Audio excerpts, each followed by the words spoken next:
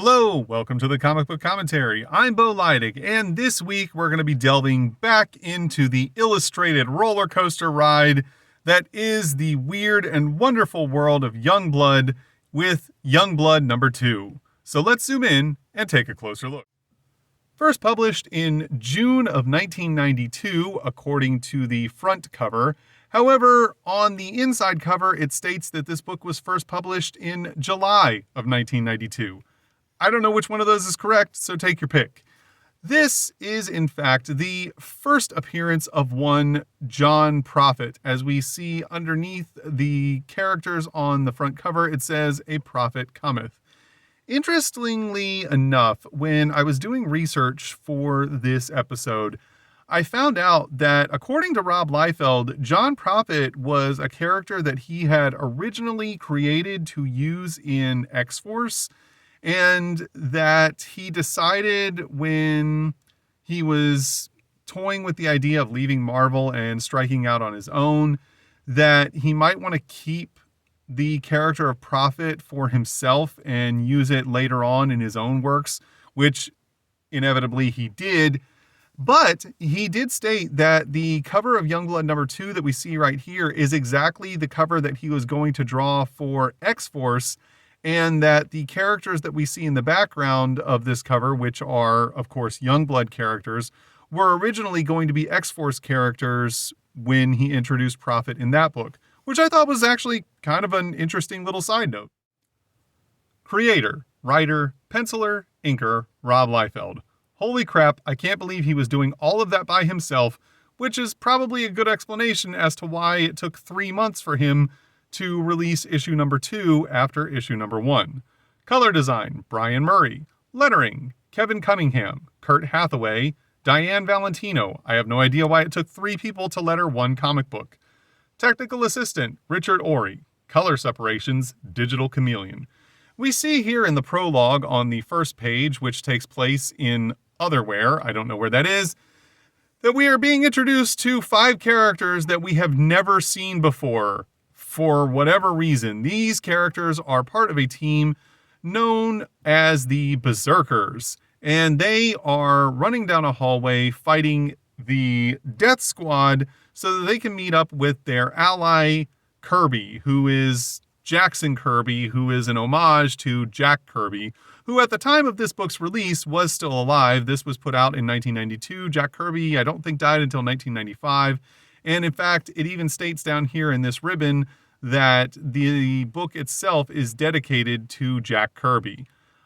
We see these characters opening fire, yelling at each other with some banter, talking about how they have to make it to Kirby and that they've got to fight their way through the Death Squad. However, the members of the team here don't seem to be too deterred by it, as they believe Death Squad is nothing more than a joke when compared to their abilities.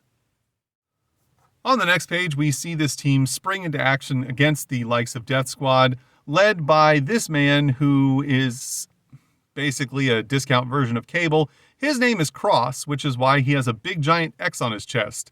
And not at all because it's somehow reminiscent of anything that has to do with X-Men or X-Force or Excalibur or any other X title. He is joined by what I originally believed was another Not Wolverine in Image Comics. However, it turns out this is actually more of a Not Sabretooth with a Not Wolverine style haircut. His name is Wildmane. They are also joined by this woman here whose name is Battle Axe. She obviously gets her name due to the fact that she fights with an enormous sword. Moving on. They are joined by this character who, despite looking exactly like Bedrock in a different outfit, is not Bedrock in a different outfit. He's instead a character known in this book as Gray. However, when I did some research online, he was also listed under the name Greylord, so they may just be calling him Gray for short. But you can see he looks almost exactly like Bedrock, but with a blue outfit and a helmet on.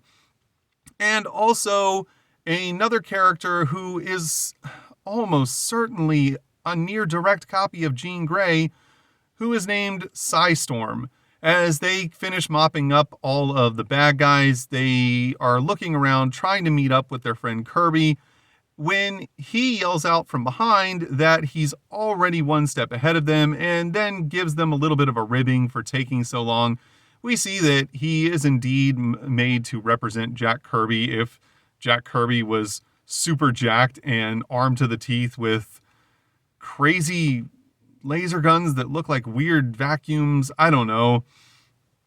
He tells them that they've got to go and cut off Darkthorn or foil the plans of Darkthorn, who is apparently the one that is the leader of Death Squad, and also a group called the Disciples, who have been sent into the tunnels, as they're called. And he tells Cross that they need to get a move on if they're going to foil his plans. So the team gets together and all runs off to go and fight the Disciples. We are then taken to the headquarters of Darkthorn as he is informed by one of his subordinates about the Berserkers having defeated the Death Squad. However, Darkthorn states that he already knows this, but he is not worried as his disciples are already on their way to prevent a foretold prophecy from coming to pass. And this is the point where I have to state that Rob kind of screwed up here in the writing. Yes, we are obviously supposed to believe that Darkthorn is the villain and that Kirby and the Berserkers are the heroes. However, given that we've just been introduced to all of these characters with literally no backstory or context, we don't know that. I mean, yes, it's presented in a way that they're trying to stop an evil dictator or mastermind, but you know, what has Darkthorn been presented as doing wrong? We know nothing about this character whatsoever. We know nothing about the characters trying to stop him.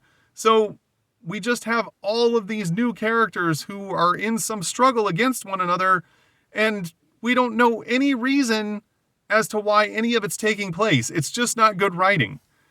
Meanwhile, on Earth, and maybe all of this story was taking place on Earth. Again, we have no idea. We are transported to Berlin in East Germany. And I didn't think that East Germany still existed in 1992. I'm almost positive it didn't, but maybe I'm wrong. All right, it doesn't matter.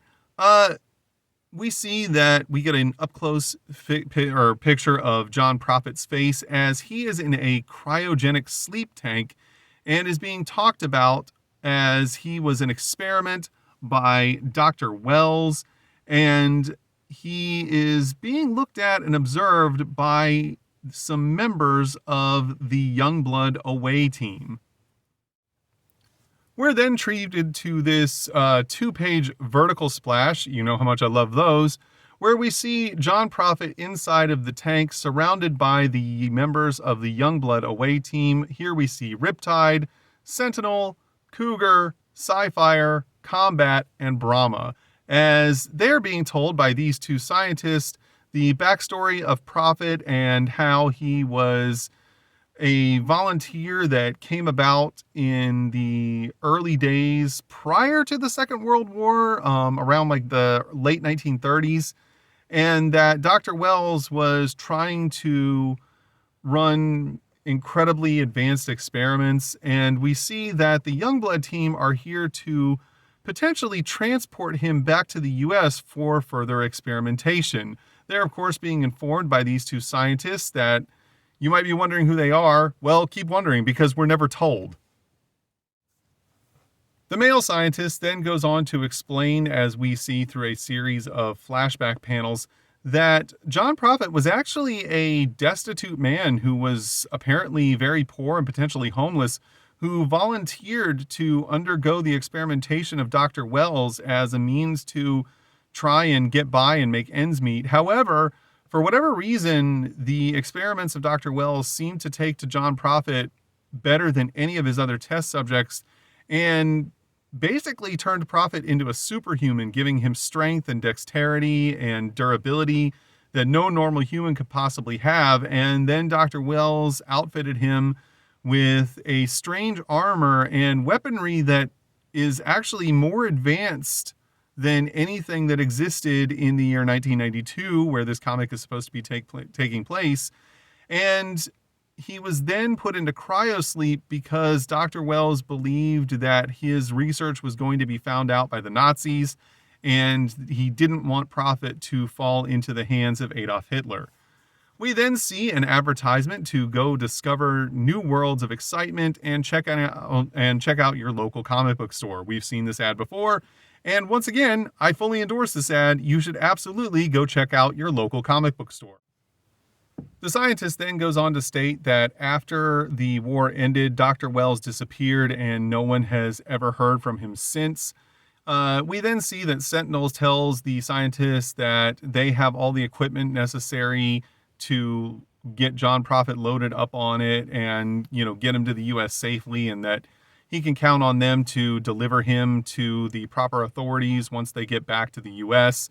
However, we see that Cougar is actually not too happy about all of this and states that he'll do his job, but he definitely doesn't endorse anything that's going on here, as he's not really a big fan of, human experimentation or people being, experimented on to try and create living weapons. However, as he storms off, he's followed by Combat, who tells him that his people on his planet would do the exact same thing, as Combat himself is a similar creature to John Prophet in the sense that he is essentially a product of his race of aliens trying to create a super soldier. The two of them are standing then unattended outside of the tube that houses John Prophet. As they look on, Cougar starts to examine the sleep chamber a little bit more in depth and notices a countdown timer on the outside of it. Combat doesn't think that Cougar should really be messing with any of this, but Cougar says, "What's the harm? We're Youngblood. We can do whatever we want." So he goes down and starts fiddling with some buttons, and of course, this was the worst possible choice of actions, as there's a massive explosion that sends the two of them flying across the room. Once again, with another 2-page vertical splash, well, I guess not even a splash, just 2-page vertical spread, terrific. We see that John Prophet has now been released from his chamber. As Cougar and Combat look on, they both realize that they've screwed up and that Prophet seems to be way more active and seemingly unhappy about being awoken, as the two of them try and figure out how they're now going to deal with this very awake and very discombobulated superhuman.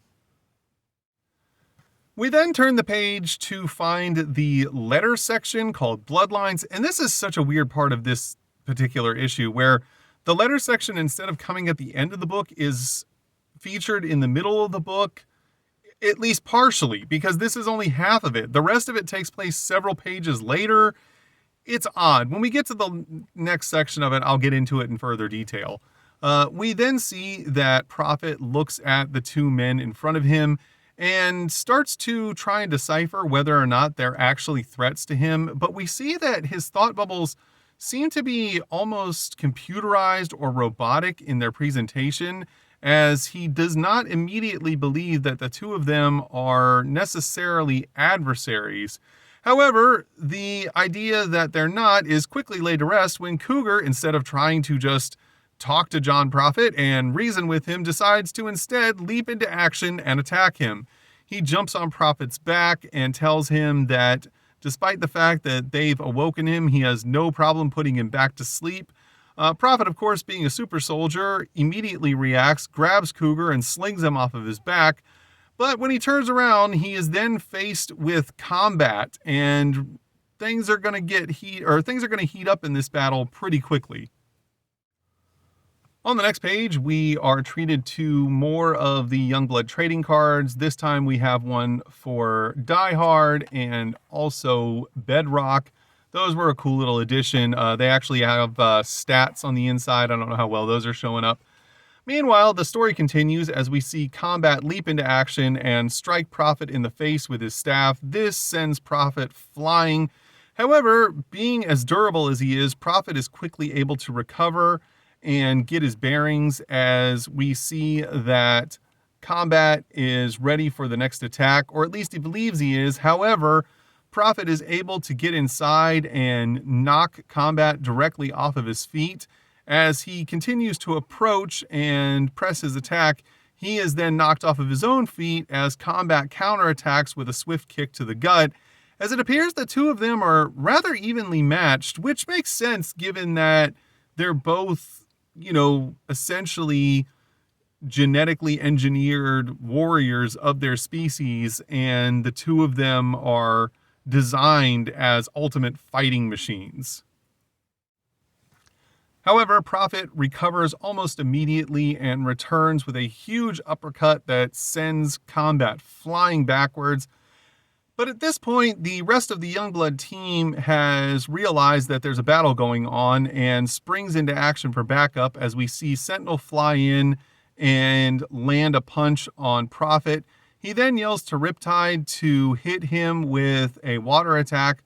And this is actually the first point in which Riptide makes reference to the fact that it is difficult for her to use her powers in a place that's not near water.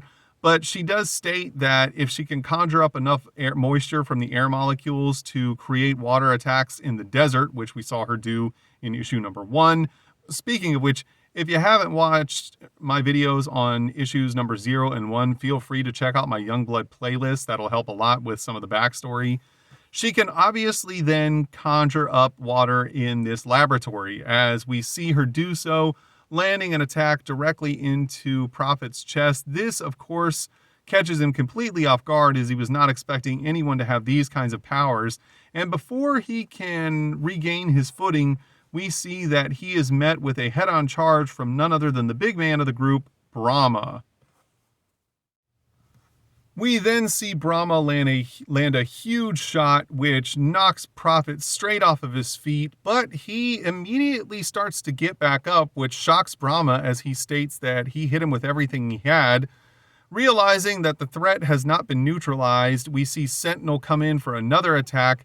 However, Prophet, after absorbing that blow, comes back and hits Sentinel with an attack of his own, and states that he will not be defeated by the members of Youngblood, who he believes are actually the disciples, and states that he's going to continue fighting until all of them have been subdued.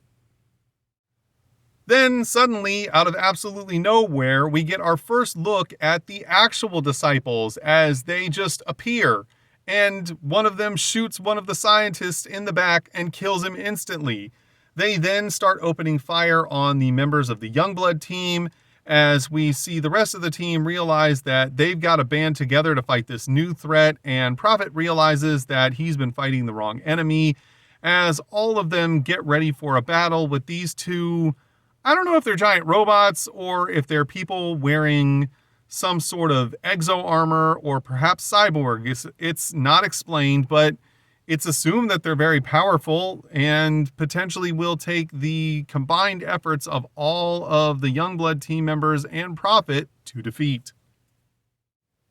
But just when you thought things couldn't possibly get any crazier, then suddenly we see Jackson Kirby and the Berserker team show up also out of nowhere and state that it's Berserker time, as they intend to join in the battle against the disciples. However, there's no way that Prophet or Youngblood would know that they're not on the same team as the disciples, because it's not really announced.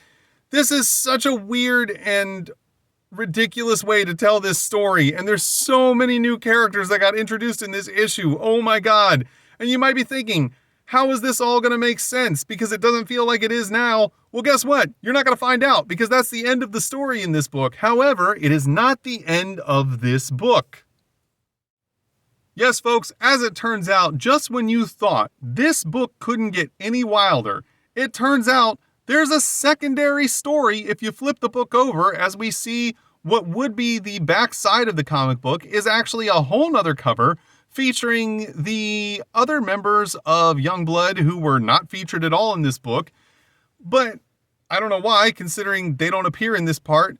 This is actually the first official appearance of Shadowhawk. I say official like that because his first unofficial appearance was actually in Malibu Sun, But officially, this is the first time Shadowhawk is jumping into action in the pages of an Image comic book. We can also see here on the reverse inside cover that if you felt like destroying and maiming this comic book, you could cut out this mail-away form, send it off, and become a member of the Rob Liefeld fan club. I don't know how many people did that, but I feel like it kind of sucks that you had to destroy your comic book in order to do it. But that's not what we're talking about. We're actually talking about Extra Image presents Shadowhawk, as we see Shadowhawk featured behind the city skyline of New York. We see here that this Extra Image actually serves as nothing more than a prelude to the mainline Shadowhawk story, explaining that Shadowhawk has finally reached a point where he no longer has any faith in the abilities of the police or the criminal justice system to deal with the out-of-control crime that is now exploding in New York City. So he has decided to take up the mantle of Shadowhawk and take matters into his own hands, as we see him jump off the top of a building and engage with a bunch of thugs, taking a baseball bat from one of them and then smacking the other one in the face with it, then laying guys out with metal-clad fists as the people they were attacking make a swift getaway. We then see Shadowhawk making short work of all of the would-be muggers and just easily taking them down as a one-man wrecking crew. One of the men pulls a gun. However, Shadowhawk's armor is bulletproof. We also are informed in this prelude, and I don't know if this was talked about in the mainline story, that the red visors over his eyes are actually infrared, and they allow him to see with extreme clarity in the darkness of night. As after weathering the gunshot, he then leaps forward, grabs the thug, and then snaps his back and makes sure that despite what the courts decide, this man will never hurt anyone ever again. We then see the man lying on the ground, now a paraplegic, as Shadowhawk stands over him and thinks to himself, "You are Shadowhawk, and you're taking back the night," as we see that Shadowhawk will be coming to the pages of Image Comics from Jim Valentino. Shadowhawk, if you'd like to know more about him, feel free to check out my Shadowhawk playlist. Falls somewhere in between Batman and the Punisher in the sense that, he does have a line that he won't cross, as he's not out to actually kill the criminals. He just wants to basically paralyze them so that they can no longer hurt anyone ever again. But unlike Batman, he doesn't believe in the system anymore and believes that the criminal justice system has failed completely and that he has to now take matters into his own hands. We then see right here, which is upside down because of having to turn the book around for the Shadowhawk story, the second portion of the letter section known as Bloodlines. The common theme amongst all of these letters basically was that most of the readers didn't like the fact that the first issue of Youngblood was divided into two story arcs. One for the quote-unquote Youngblood home team, which is the members of Youngblood who are stationed within the borders of the U.S. to take care of domestic problems, and the Youngblood away team who are taking care of international problems. And, we see that in this issue, we're only focused on the Youngblood away team. However, the problem with that is that the story for the Youngblood home team, which consisted of Shaft, Bedrock, Chapel, Die Hard, and Vogue, ended on a cliffhanger. So we still don't know exactly how their battle turned out.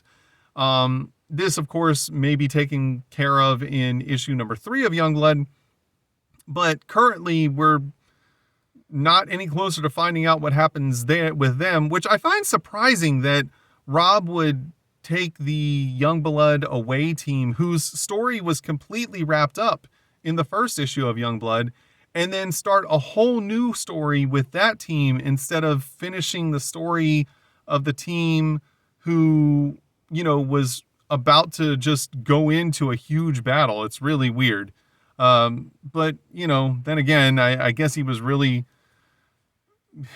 in a hurry to get Prophet into publication and introduce that character along with 7 other new characters that we had never heard of. I don't know.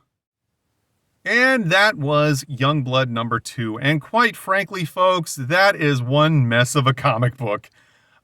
You know, the idea that so many new characters were just introduced with very little backstory, in some cases no backstory at all, and you had extra image on the backside, plus we have no idea what happened with the other members of Youngblood as they were left on a cliffhanger from the last issue.